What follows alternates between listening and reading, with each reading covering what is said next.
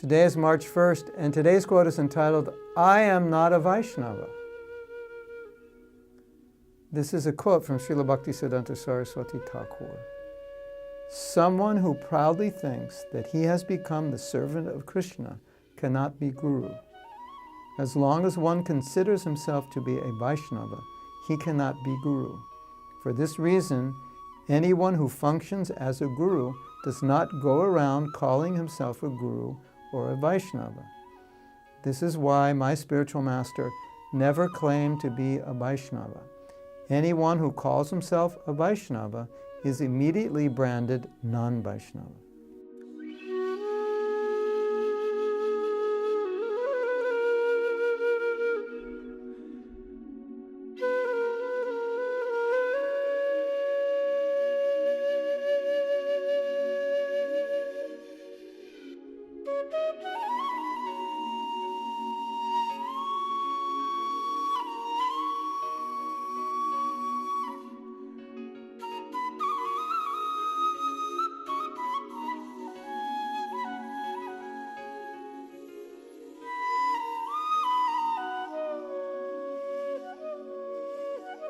So we talked about this yesterday. This is what I would say a heavy statement, and Guru is heavy, and Srila Bhaktisiddhanta Saraswati Thakur is Nrsimha Guru. He's like a lion. So he just tells it as it is. There's a saying in the US, it doesn't mince words. This is how it is. And Guru must explain things how it is. So at the same time, he's revealing his own thinking, that as a pure devotee, as a Mahabhagavat, he doesn't feel that he's a devotee. And he's showing that kind of humility is how we should all feel. And then he's making the point, which is so heavy, if I think I'm a devotee, I'm not.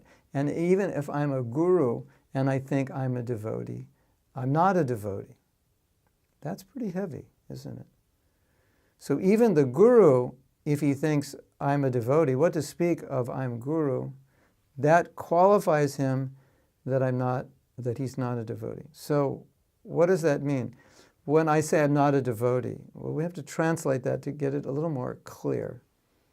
What he's saying is, I should not think I have devotion. Devotee means one who has devotion. So, as you may have heard, when devotees were talking with Prabhupada about devotee, big devotee, pure devotee, and this and that, Prabhupada said, we should not think we're devotees, because devotee is a very big word, but we should think we're trying to be devotees. So devotee means I have devotion, or devotee means I have at least bhava, I have something.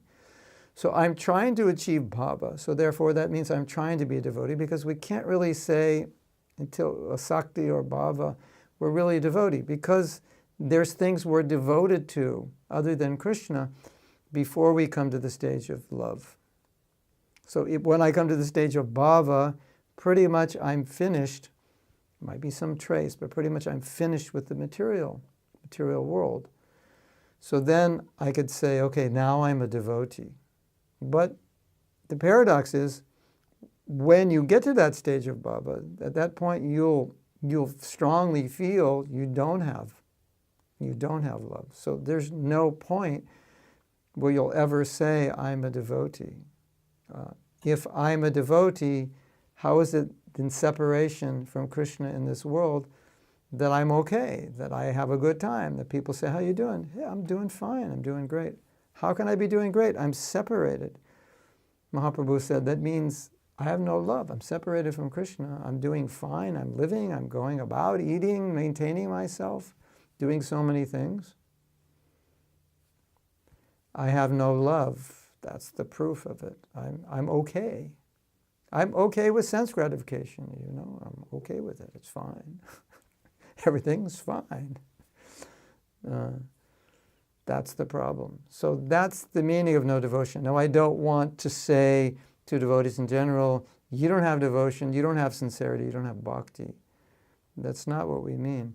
But from our perspective, seeing ourself, the pure devotee will think, when I look at my heart, there's no real love for Krishna, because their standard of love is gopi prema.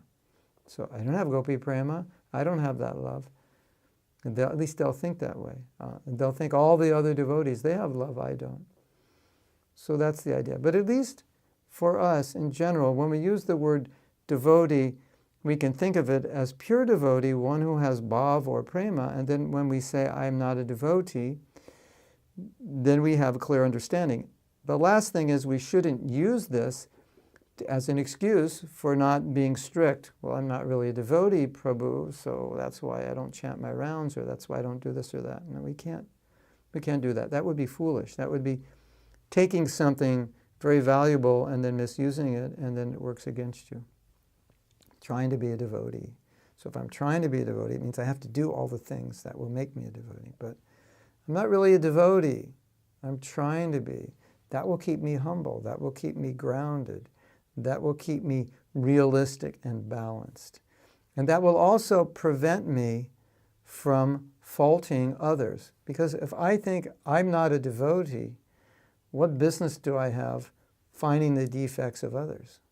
It's only because I think I'm a devotee and I think I'm a better devotee that I think I have the right to fault find other devotees. And later days, we're going to talk about this, and we're going to quote some amazing statements from Srila Bhaktisiddhanta, which will also shake us up. So stay tuned.